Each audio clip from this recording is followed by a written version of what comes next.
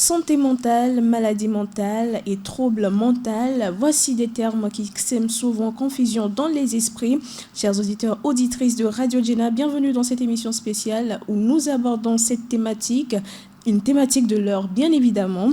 Qu'est-ce que la santé mentale ou la maladie mentale? Quels sont les droits des usagers en la matière et quelles peuvent être les modalités de prise en charge? Nous en parlons en studio avec Chakpi Mandasso, master santé mentale au CHU Campus, spécialiste en addictologie. Bonjour monsieur.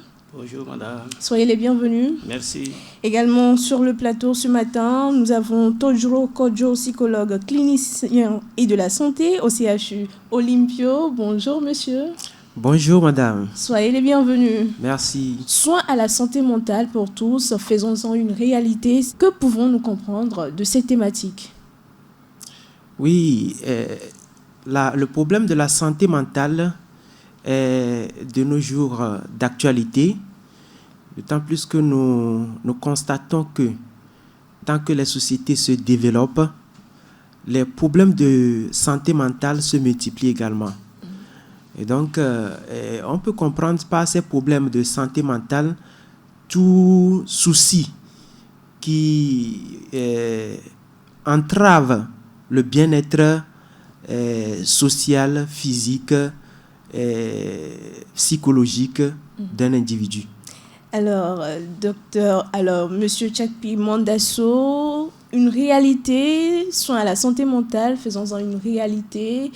Quelle appréhension avoir de ce point, de ce thème?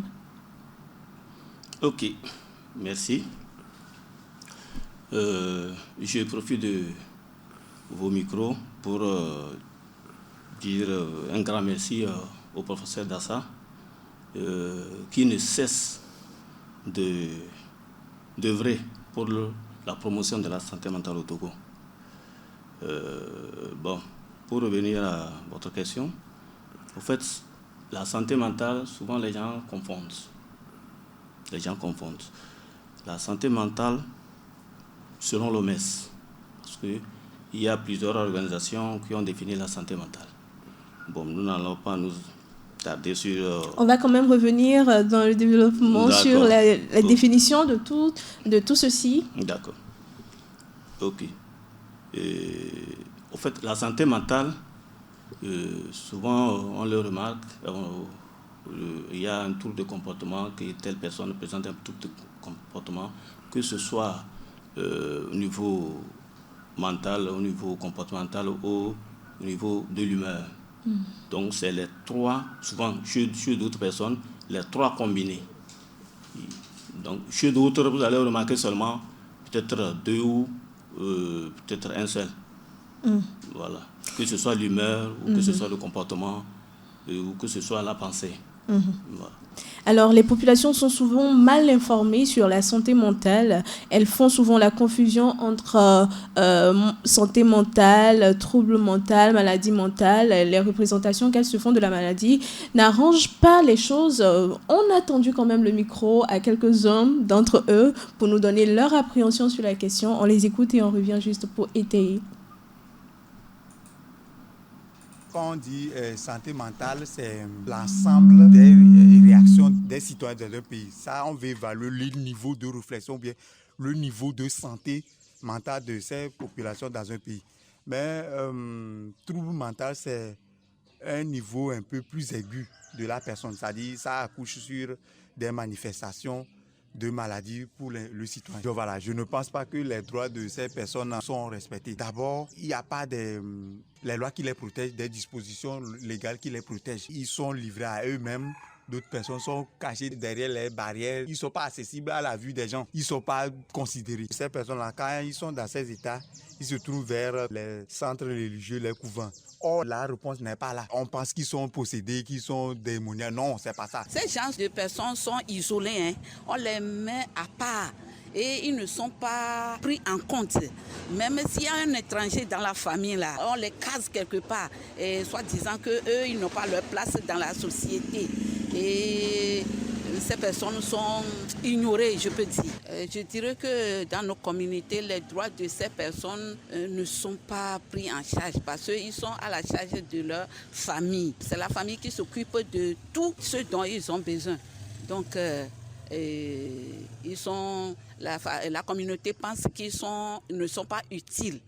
Donc, on ne leur dit rien, on ne leur adresse rien. Dans ma famille, là, j'ai un enfant qui n'est pas pris en charge. On me dit qu'il comprend bien. C'est seulement il ne peut pas parler. Mais tous les tracas faits pour qu'on le prenne en charge, là, c'est inutile.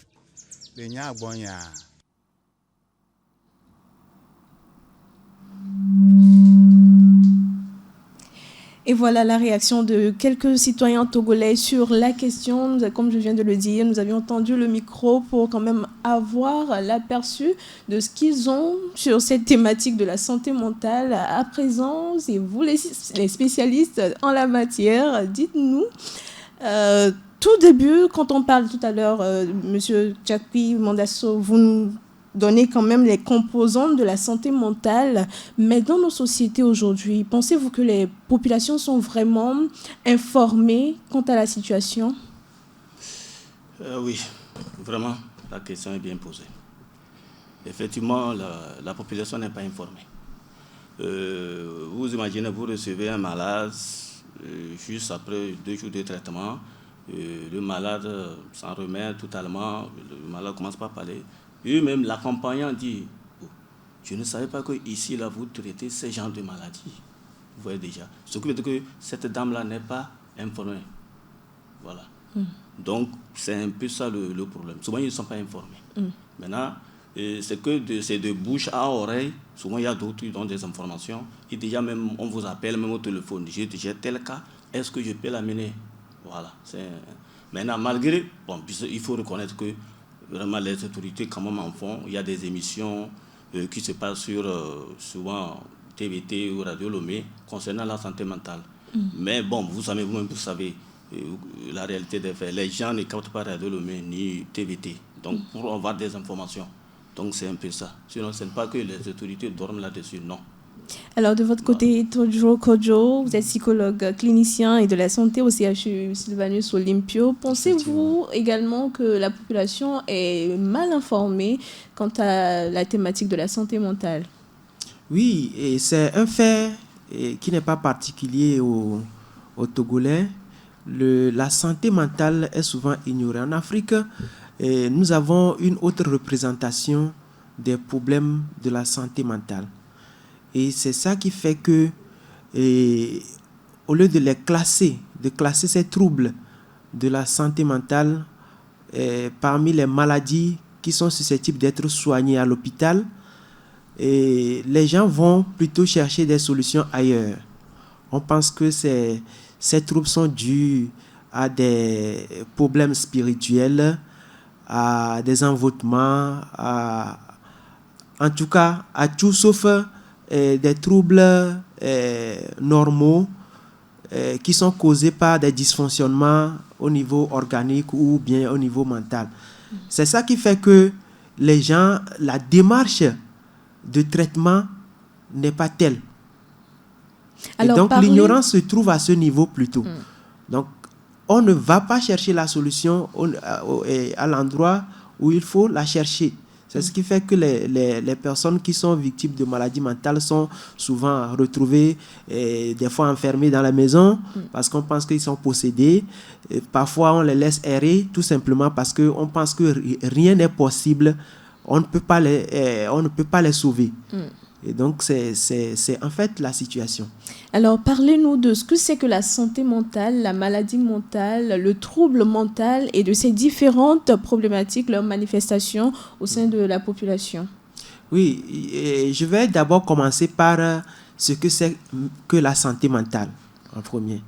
Donc, comme mon collègue le disait, la santé mentale est une composante importante d'ailleurs de la santé de façon générale. Donc la santé, elle est définie par l'OMS comme l'état complet de bien-être physique, mental et social Et cela n'exclut pas, ou bien cela ne veut pas dire qu'il y a absence de maladie. Bon, en fait, c'est pour revenir à la santé mentale même, plus en termes génériques, nous pouvons dire que c'est un état de bien-être qui permet à la personne de se réaliser, de pouvoir supporter ou bien de pouvoir surmonter les tensions normales de la vie. Il y a des situations difficiles qui arrivent. La personne qui a un état de bien-être, qui est en mesure de surmonter ces situations-là. Et à part ça, il faut que la santé mentale implique également la capacité de la personne à accomplir une activité productive et à contribuer donc à la vie de sa communauté. Donc c'est toutes ces compétences, ou bien toutes ces, je ne dirais pas compétences, mais toutes ces attitudes-là qu'on peut inclure dans l'état de bien-être ou bien la santé mentale. Donc la maladie mentale, c'est donc l'absence de la santé mentale. Cela implique que le sujet a des difficultés à pouvoir se réaliser. Et il n'est pas en mesure de surmonter les tensions normales de la vie. Il n'est pas en mesure de produire, d'accomplir une activité productive. Et au niveau communautaire également, il est incapable de pouvoir apporter une contribution pour donc le développement de sa communauté. Voilà un peu ce que c'est. Donc le terme de la maladie mentale est un terme qui englobe beaucoup de choses. Et au niveau du personnel soignant, on peut souvent, au lieu de parler de maladie mentale, on peut souvent entendre les troubles mentaux. On peut entendre également les troubles psychiatriques. Toutes ces terminologies-là désignent en fait l'ensemble des pathologies ou bien l'ensemble des maladies qu'on classe dans le cadre de maladies mentales. D'accord, merci. Monsieur Tchakpi Mandasso, vous aimeriez quand même répondre également à cette question? Oui, évidemment. Oui, comme il venait de le dire, en fait, quand on dit trouble, maladie, en fait, c'est les organisations qui préfèrent trouble pour éviter d'étiqueter les malades mentaux. Peut-être plus souvent on aime dire la folie ou telle personne est fou. En réalité, trouble égale maladie mentale. Il n'y a pas de différence. Donc c'est la même sphère pathologique. Donc il n'y a pas de différence. Seulement c'est les organisations non gouvernementales qui mettent ça juste pour ne pas étiqueter les malades. Donc le terme, au fait, ça vient du Canada. Et là, ils ont des organisations concernant la santé mentale. Sinon, en réalité, les deux disent la même chose. Alors, quelle est la manifestation au sein de la population? Les manifestations psychiatriques des maladies mentales, c'est ça? D'accord. Au fait, comme au début de l'émission, je le disais, avant de reconnaître une personne malade, c'est sur 3 points. Niveau pensée, comportemental et l'humeur. C'est-à-dire, je ne sais pas si c'est bien de citer quelques symptômes. Allez-y. D'accord. Au niveau de l'humeur, vous allez voir la personne de nature. Peut-être le matin, vous saluez, sans souci. Et le jour, vous dites, vous appelez son nom et vous le saluez. En même temps, quand vous insultez, vous agressez. Vous êtes surpris. Ça, c'est au niveau comportement. Maintenant, au niveau de l'humeur, au niveau de la pensée, vous allez voir la personne est restée comme ça, la personne parle seule. Comme s'il y avait un interlocuteur, comme vous et moi, et il parle et il répond en même temps. Voilà. Donc, en réalité, c'est des voix que la personne entend. La personne répond à ses voix. Voilà. Donc, maintenant, c'est ça qui fait que ça va jaillir maintenant au niveau du comportement. Au niveau de, par exemple, la personne entend une voix qui la menace. Qu'est-ce qu'il faut faire? Il faut se défendre. Voilà, le collègue, je dis que c'est lui, mon persécuteur. En même temps, je me défends. En faisant quoi? Si j'ai peut-être un bâton ou un un caillou, je le lance. Donc c'est ce qui se passe au fait. Et souvent, vous allez voir d'autres, ils fuient. Donc vous allez voir, on amène quelqu'un qui a escaladé un mur. Voilà, c'est ça. Donc c'est pouvoir se défendre. Donc, Alors aujourd'hui, comment se porte la population togolaise en termes de santé mentale?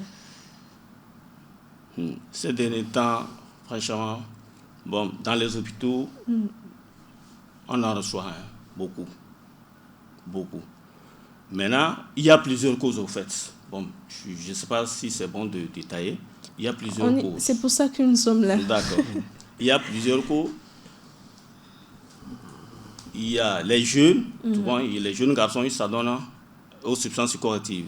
Je vais faire allusion au cannabis, cocaïne, tramadol, l'alcool, héroïne. Il y en a plein. Il y a d'autres qui font des combinaisons. Même, bon, ils appellent ça bon, toffee. En réalité, quand ils disent toffee, là, c'est cannabis. Voilà.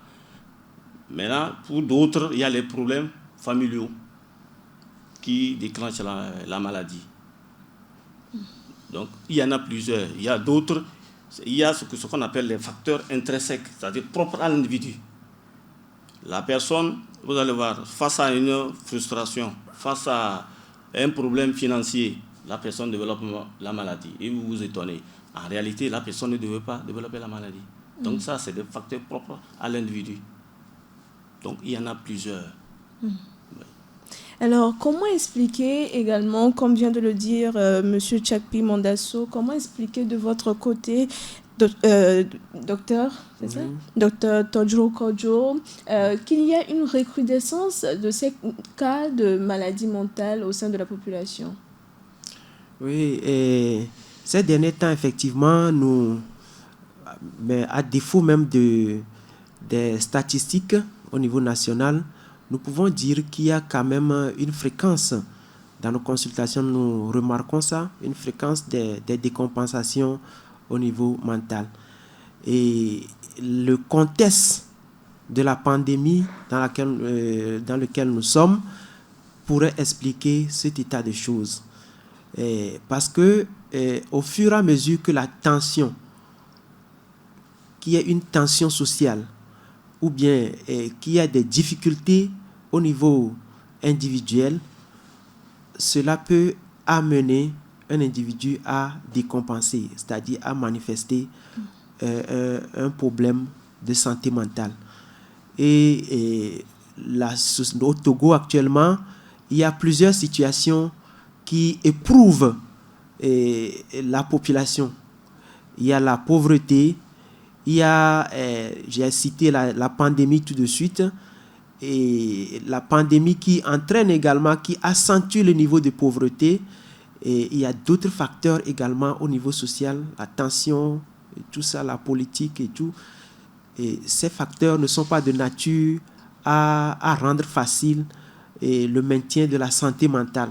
Donc, au jour d'aujourd'hui, nous constatons dans nos consultations qu'il y a beaucoup de personnes qui présentent des problèmes de santé mentale.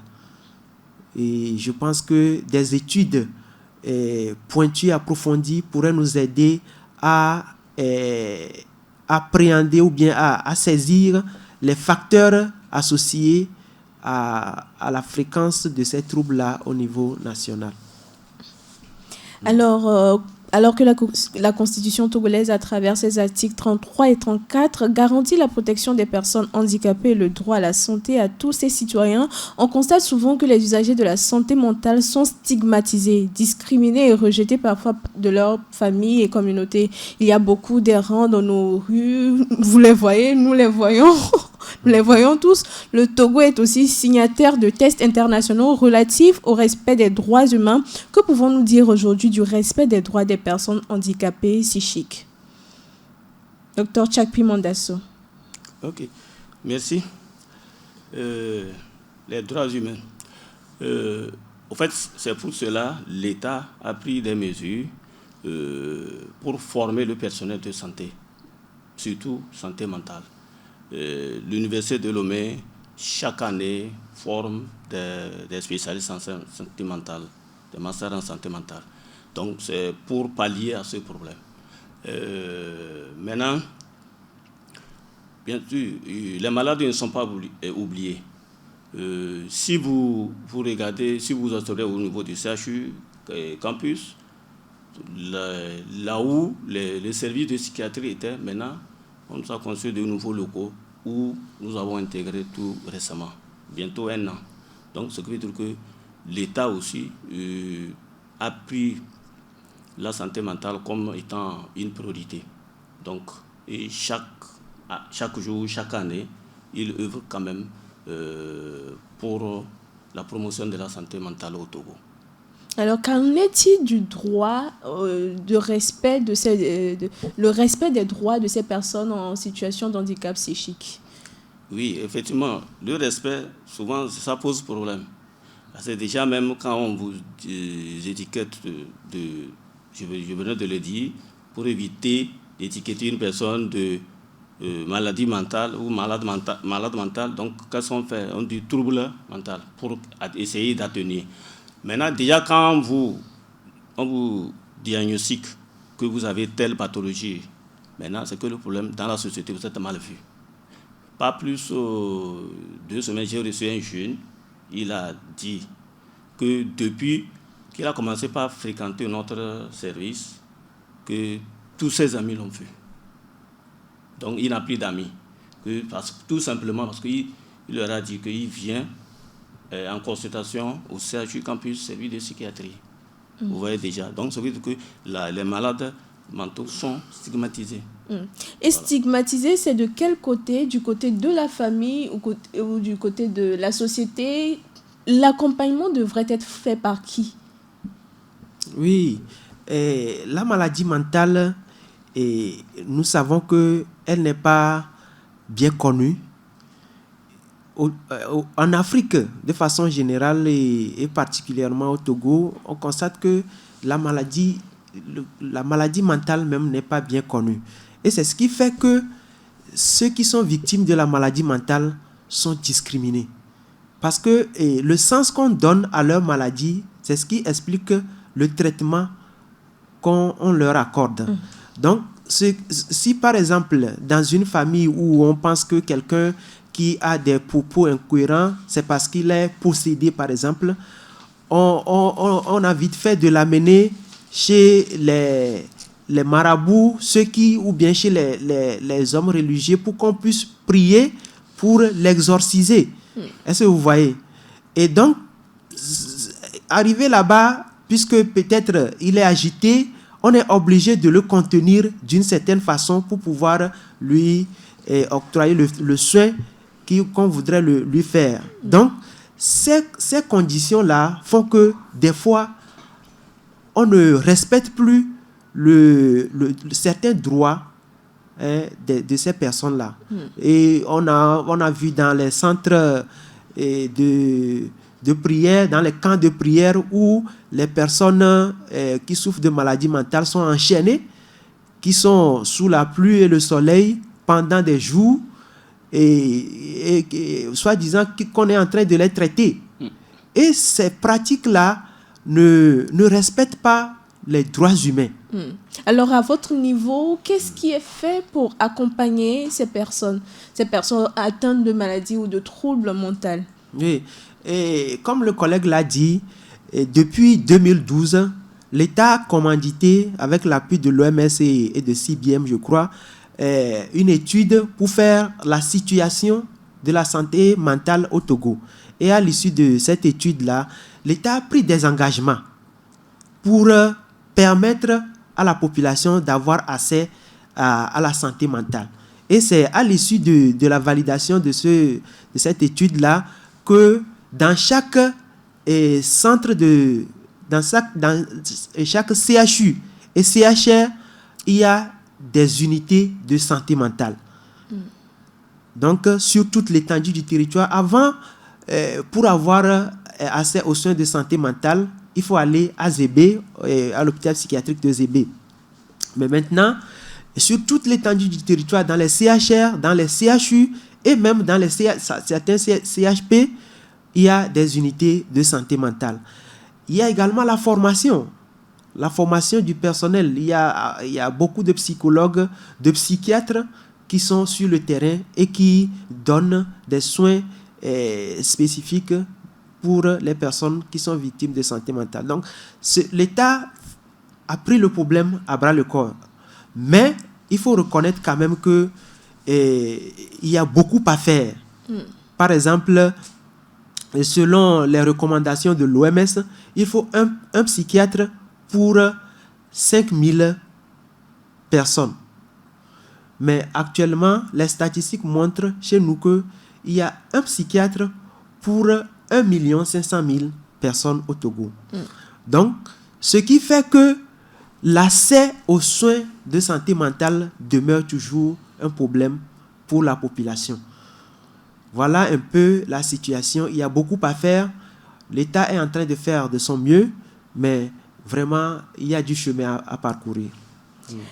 Merci beaucoup à vous pour toutes ces éclaircissements. Et bien, chers auditeurs, auditrices, vous êtes sur les www.radio.jena.tg et aujourd'hui, nous abordons dans cette émission spéciale la thématique liée à la santé mentale. En studio, nous sommes avec Tchakpi Mondesso, master santé mentale au CHU Campus, spécialiste en addictologie. Il est à ma gauche en studio et à ma droite, vous trouverez Todjro Kodjro, psychologue clinicien et de la santé au CHU Sylvanus Olympium. Est-ce qu'on soigne les maladies mentales, docteur Tchakpi Mondesso? Bon, docteur, c'est trop aller. Master santé mentale, c'est mieux. D'accord. Ok, merci. Oui, la maladie mentale, il y en a plusieurs types. Il y a les troubles anxieux, il y a les troubles de l'humeur et il y a les troubles psychotiques.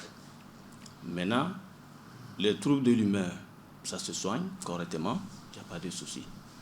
Les troubles de l'humeur, également, ça se soigne. Maintenant, le problème qui se pose au niveau des troubles psychotiques, il y a deux types, aigus, chroniques. Bon, je ne vais pas rentrer vraiment dans les détails. Maintenant, le problème qui se pose, quand on détecte très tôt les troubles psychotiques, on soigne la personne reprend toutes ses activités normalement comme si rien n'était. Maintenant, c'est que le problème qui se pose, les malades, au début, ils traînent dans les églises. Comme le collègue venait de le dire, il y a les centres de prière de Noitien là, Kové, ils restent là, ils défèquent là, il fait 6 mois, et après la famille décide de le ramener au CHU. Maintenant, quand on amène, la personne est déjà même rentrée en schizophrénie. Or, la schizophrénie, c'est souvent la forme grave. Oui, la forme grave. Les citoyens lambda appellent la folie. Voilà. Donc, quand déjà même ça arrive à cette phase, la récupération, elle est difficile. Mais on peut stabiliser la personne. Ce qui veut dire que quoi? La personne peut vaquer librement à ses préoccupations, travailler, ainsi de suite. Voilà. Maintenant, ça se soigne. Trouble de l'humeur, trouble anxieux, ça se soigne correctement. Les psychoses aiguës, ça se soigne. Maintenant, c'est que le problème, la personne doit être sous traitement sur une longue durée. Ce n'est pas affaire de 2 mois, 3 mois, 4 mois, non. C'est ça qui fait la complicité au niveau du service de psychiatrie. Le malade vient, vous lui mettez du traitement, il prend 1 semaine, 2 semaines, il est stabilisé, il dit que je suis guéri, il arrête lui-même. Quand vous le voyez, il est sous contention, on l'amène peut-être avec les forces de l'ordre, qu'il a arrêté le traitement et les troubles ont repris. Voilà, c'est ce qui se passe. Donc, il ne respecte jamais le traitement. Voilà. Alors, Todjro Kodjro, pour vous qui êtes psychologue de la santé, comment est-ce qu'on traite les troubles mentaux et les maladies mentales? Comment arrivez-vous à gérer ces cas? Oui, et les troubles mentaux, il y a plusieurs types de traitements qu'on peut faire. Il y a les traitements avec les produits, la chimiothérapie, en fonction des troubles, bien sûr. Et on fait les analyses, on diagnostique la maladie et puis on le met sous des produits qu'il prend régulièrement. Maintenant, il y a, à part le traitement médicamenteux, avec les psychotropes. Il y a également le traitement par la psychothérapie, où on amène l'individu à adopter des comportements nouveaux pouvant lui permettre de mieux se comporter. Voilà un peu de façon globale comment on peut expliquer. Et comme le collègue vient de le dire, la plupart des troubles sont des troubles qu'on traite sur une longue durée. On peut dire que c'est des maladies chroniques. On ne se guérit pas complètement. Il peut y avoir des récidives, c'est-à-dire des rechutes. Donc le patient, en fonction de chaque cas, est conseillé par rapport à sa maladie. S'il pense que c'est un traitement qui va se faire de façon complète et une seule fois vous êtes guéri à jamais, non, ça ne va pas marcher. Donc c'est ce qui fait que il faut un accompagnement sur une longue durée pour permettre à la personne de pouvoir conserver son état de santé mentale pendant longtemps. Donc voilà un peu ce que nous pouvons dire globalement par rapport au traitement de la maladie mentale. Et juste un exemple qui me vient comme ça, pour un enfant qu'on a mis au monde, les 3 premières années, l'enfant était bien portant, il jouait bien à la maison, il faisait tout. Mais un beau jour, l'enfant n'arrive plus à parler et on constate que ce n'est plus trop ça. Il ne parle pas, mais il ne fait que... Je ne sais pas comment l'expliquer. L'enfant ne parle plus. Est-ce également un trouble psychique? Oui, bon. À cet enfant, si vous posez bien la question à sa mère, peut-être l'enfant était réanimé à la naissance. Si l'enfant était réanimé à la naissance, il faut savoir qu'il y a une souffrance cérébrale. Donc, ça, c'est carrément autre chose, autre volet. Donc, ce n'est pas comme nous le décrivons, la maladie mentale. Oui, ça, c'est organique carrément. Organique. C'est organique. D'accord. Alors, les maladies mentales, si elles ne sont pas traitées, est-ce qu'elles peuvent être des freins au développement d'un pays et engendrer des pertes économiques? Oui, puisque nous disons que la maladie mentale entrave le fonctionnement social de la personne. La personne ne peut pas accomplir un travail productif, par exemple. Donc, si au sein de la population, on enregistre bon nombre de personnes qui sont malades au niveau mental, ceci est une perte au niveau économique parce qu'on aura des individus qui ne seront pas productifs, qui ne pourront pas contribuer au développement de leur communauté. Et donc, c'est un véritable problème actuellement. Et nous constatons qu'au fur et à mesure que les sociétés se développent, les problèmes de santé mentale aussi augmentent. Et le niveau de développement de la société aussi contribue ou bien est en relation avec les troubles qu'on observe. Souvent, par exemple, dans les sociétés traditionnelles, on a moins de stress. Ce qu'on appelle stress, on a moins de stress.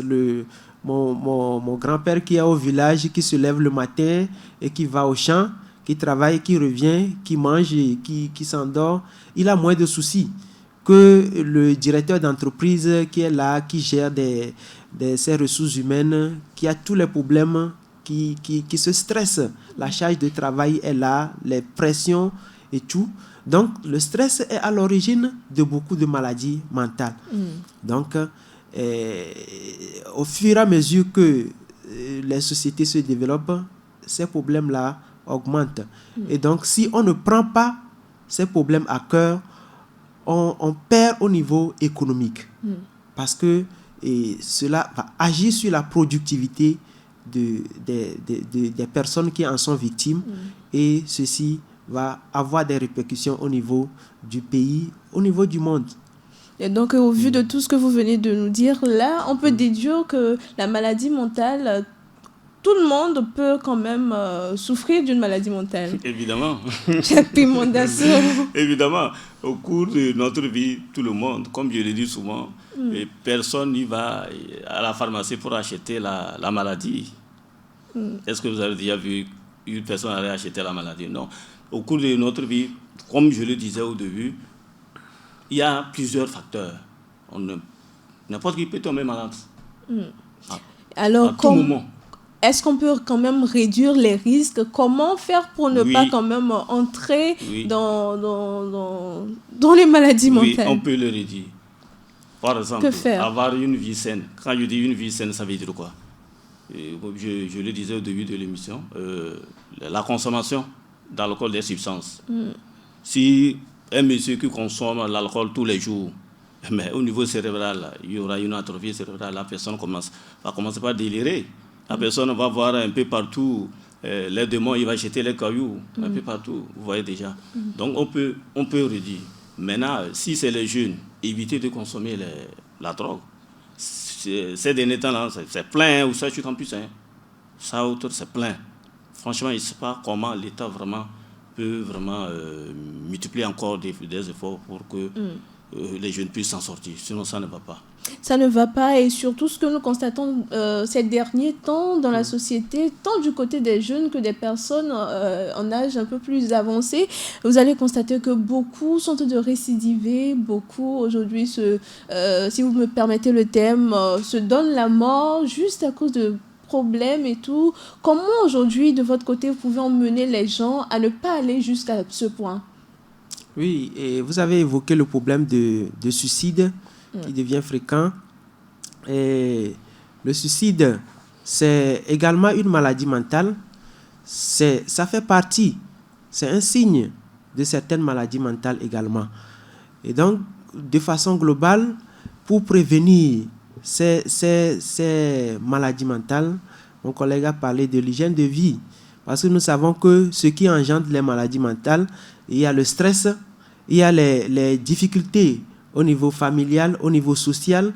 Il y a des problèmes liés au développement également.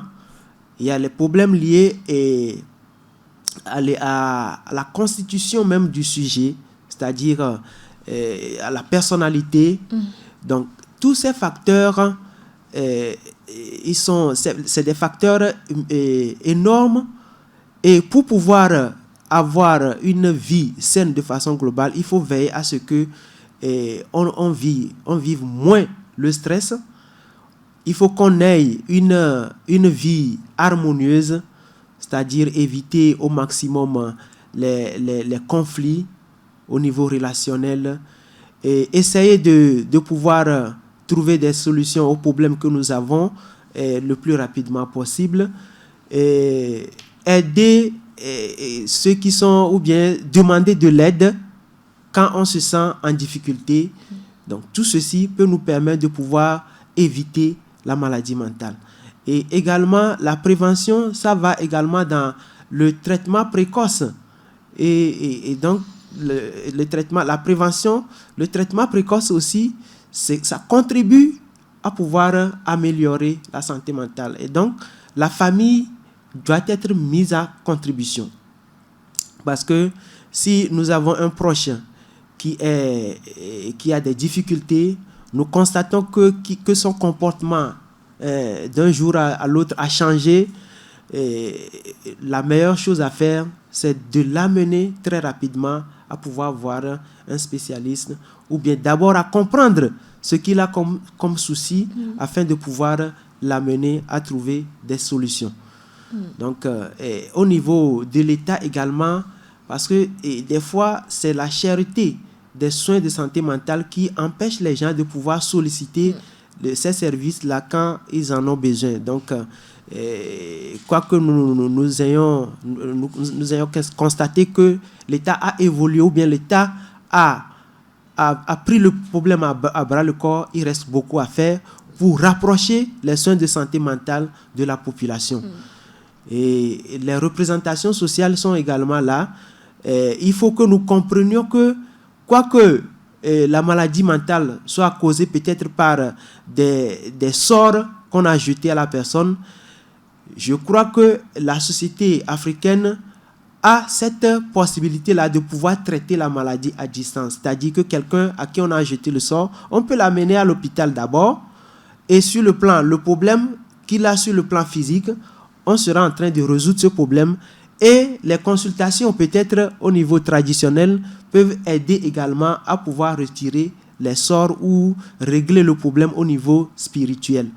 Donc, histoire de permettre à la personne qui a besoin des soins de santé mentale de pouvoir être prise en compte en tenant compte de sa dignité, de ses droits, et qu'on puisse vraiment aider cette personne-là à pouvoir s'en sortir.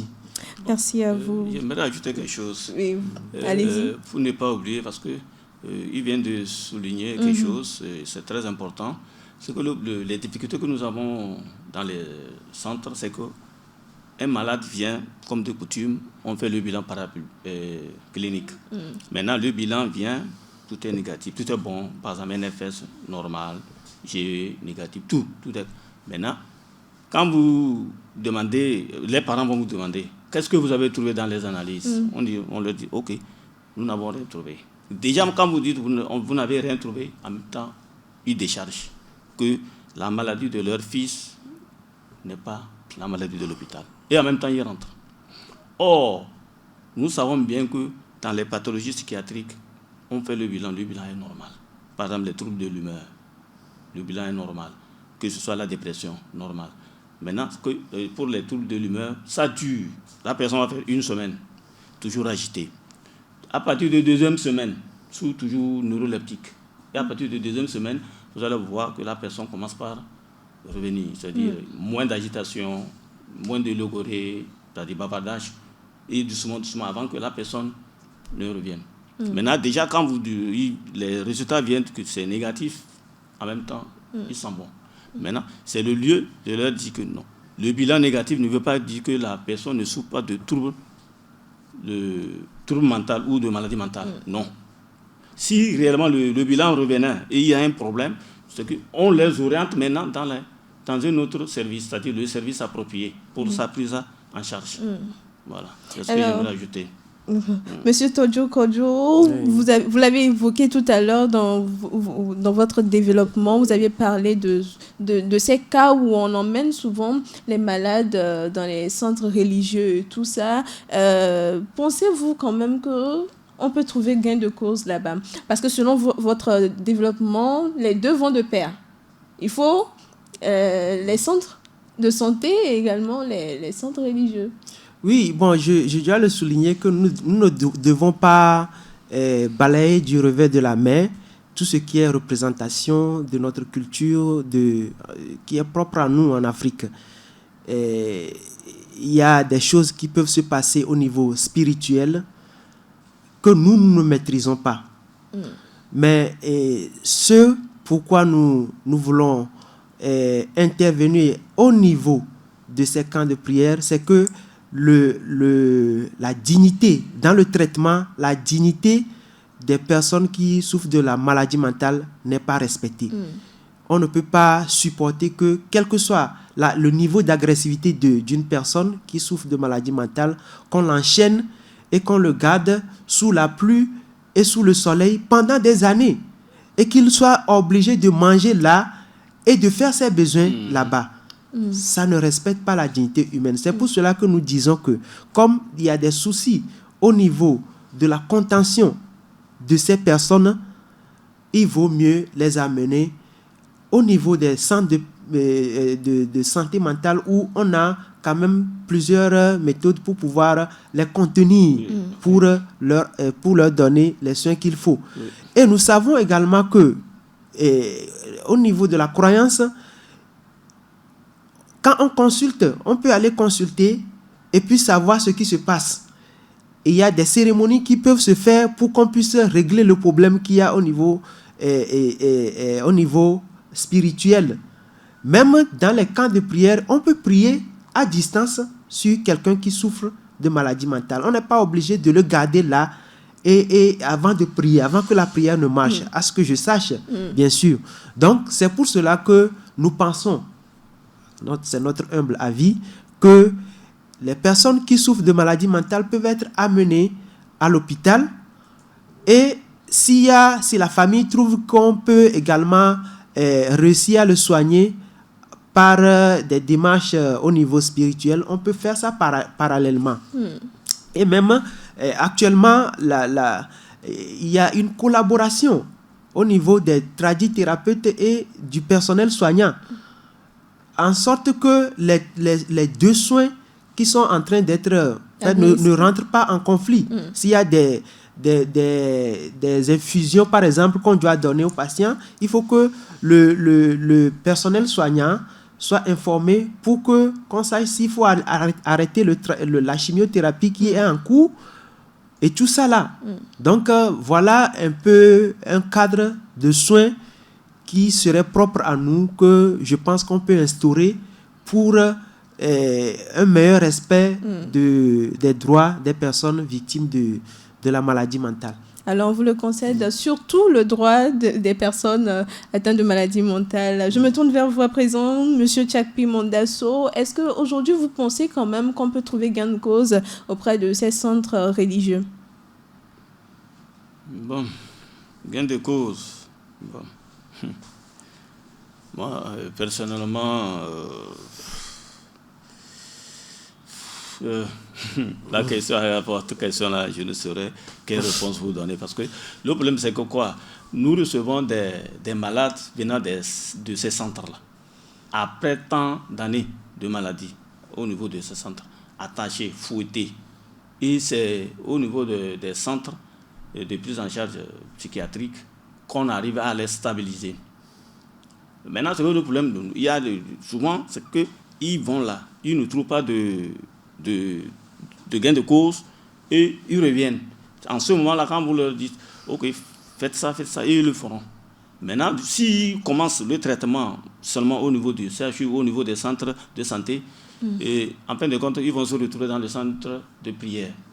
Comme quoi, parce qu'on a à l'hôpital où les examens n'ont rien donné, parce que c'est spirituel.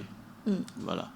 Alors aujourd'hui, est-ce qu'on dispose quand même de structures de prise en charge de maladies mentales au Togo? Oui, au Togo, on dispose des structures de prise en charge de maladies mentales. Sur toute l'étendue du territoire, je dirais, il y a des unités de santé mentale, des centres de santé mentale dans les hôpitaux, dans les CHU, les CHR et certains CHRP aussi. Il y a également les centres de santé confessionnels. Il y en a à Goué, par exemple, le centre de santé mentale de Saint-Jean-de-Dieu qui est à Goué. Il y en a à Zoti, je crois. Il y a beaucoup, sur toute l'étendue du territoire actuellement, on dispose des centres de santé, que ce soit confessionnels ou de l'État. Qui offrent donc des soins de santé de qualité à ceux qui viennent et qui les aident donc à s'en sortir. Mais est-ce que ces soins-là sont quand même accessibles à tout le monde? Oui, ces soins sont accessibles. J'ai souligné un peu avant le problème de la cherté, oui, des soins. C'est ce qui fait que certaines tranches de la population n'arrive pas à accéder à ces soins. Mais de façon globale, comme dans les autres centres, pour faire une consultation au niveau du service de santé mentale du CHU, Sylvanus Olympio par exemple, il faut payer 3 000, un bon de 3 000 je crois. Donc c'est accessible quand même pour un bon nombre de personnes. Oui, oui. Quelle est la place des usagers dans le parcours des soins? Bon, moi je voudrais ajouter à ce que vous venez de dire concernant les centres de prise en charge. Tout récemment, il y a un centre, une clinique médico-psychiatrique à Lomé, ici à Zongo, où les malades aussi sont pris en charge. Il y a aussi un autre centre à Kodjobia-Kopé, où les usagers de drogue sont également pris en charge. Alors pour répondre à ma question, la place des usagers dans le parcours des soins... Quelle est la place des usagers dans le parcours des soins? Oui, les usagers, de ceux qui viennent solliciter les soins de santé mentale, nous dirons que ils occupent une place de prédilection au niveau de ces soins. Parce que sans ces usagers, les services n'ont pas leur... les services n'auront pas leur valeur. C'est parce qu'ils sont là pour soigner. Donc, il faut que ceux qui bénéficient de ces soins-là puissent venir. Et c'est pour cela que c'est important de pouvoir sensibiliser la population pour que ceux qui ont des problèmes qui doivent être traités dans ces centres-là se reconnaissent que vraiment ces centres sont là pour nous. Et c'est seulement à ces niveaux-là que nous pouvons avoir vraiment la solution à nos problèmes. Parce que si le patient n'a pas confiance ou bien ne croit pas que la solution à son problème se trouve dans le centre de santé mentale, le traitement est faussé d'avance. Le traitement est faussé.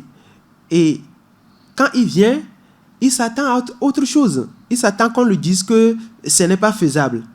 Et des fois, quel que soit ce qu'on est en train de lui faire, il n'accorde pas une valeur thérapeutique à cette chose. Parce qu'il vient en ayant en tête que mon problème est là. Peut-être que c'est les voisins et tout ça là qui ont trouvé que non, ce que tu as là, il faut aller à l'hôpital avec ça. Donc il veut aller confirmer ce qu'il a en tête pour dire, bon, ils m'ont dit de venir, je suis allé, bon, ils ont fait, ils n'ont rien trouvé. Et je peux maintenant retourner au traitement que moi-même je pense et vraiment que ce serait efficace pour moi. Vous voyez?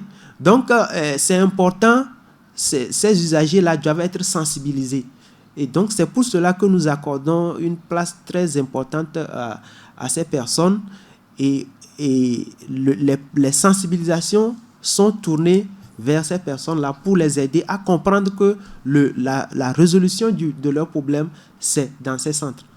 Donc, peut-être pour ajouter à ce qu'il venait de dire. Très rapidement, puisque nous sommes déjà à la fin de cette émission. Les malades, ils occupent une place importante à nos yeux, hein. Tout comme les autres malades. Il n'y a pas de distinction. Comme les autres pensent que c'est des fous. Non, ils occupent une place importante. Tu souffres, nous occupons de toi. C'est comme ça. Merci à vous. Alors, monsieur, dernière question pour terminer. Quelles sont les bonnes pratiques de soins à promouvoir aujourd'hui pour garantir une bonne santé mentale aux populations et spécifiquement des soins efficaces aux usagers? Oui, les bonnes pratiques à promouvoir. Oui, je dirais éviter le stress, par exemple, et pouvoir disposer d'une une grande capacité d'organisation et d'agir au niveau de l'éducation de l'enfant, parce que c'est l'éducation qui va permettre à chaque personne de pouvoir bien se constituer pour avoir les ressources normales pour pouvoir surmonter les frustrations que nous pouvons rencontrer au niveau de notre vie durant. Donc la famille est mise en contribution. Il faut qu'on veille à l'éducation des enfants. Et au niveau de la société également, limiter au maximum les conflits au niveau socio et politique, et faire en sorte que le bon vivre, le vivre ensemble puisse vraiment être la règle dans nos communautés, et tout ceci peut contribuer donc à une meilleure santé de la population. Merci à vous, Todjoro Kodjo. Je rappelle que vous êtes psychologue clinicien et de la santé au CHU Sylvanus Olympio. Merci d'être passé dans cette émission. C'est moi qui vous remercie. À ma gauche, Tchakpi Mandasso, master santé mentale au CHU Campus, spécialiste en addictologie. Merci également d'être passé dans cette émission. Merci. Un mot de fin? Mot de fin, les malades n'ont qu'à essayer de respecter les rendez-vous réguliers. Et il y a aussi, peut-être le mot de fin, j'en abuse un peu, la réinsertion socio-professionnelle. C'est très important. Et souvent, ils sont abandonnés. Quand ils reviennent, ils perdent leur boulot. C'est très important. C'est ça qui fait la stabilité du malade mental. Voilà. Merci beaucoup à vous. Alors, ces termes ne devront plus causer de troubles au sein de la société. Santé mentale, maladie mentale ou troubles mentaux, vous l'auriez compris par les éclaircissements de nos invités sur le plateau. Tous peuvent être susceptibles d'avoir des troubles mentaux et tout, mais aujourd'hui, rappelez-vous une seule chose, la société évolue, le développement est là. Il suffit juste de s'entourer de bonnes personnes. Il suffit juste de sourire tous les jours, éviter le stress, éviter la dépression. Rien ne vaut la vie. Il faut juste en prendre soin. À très bientôt.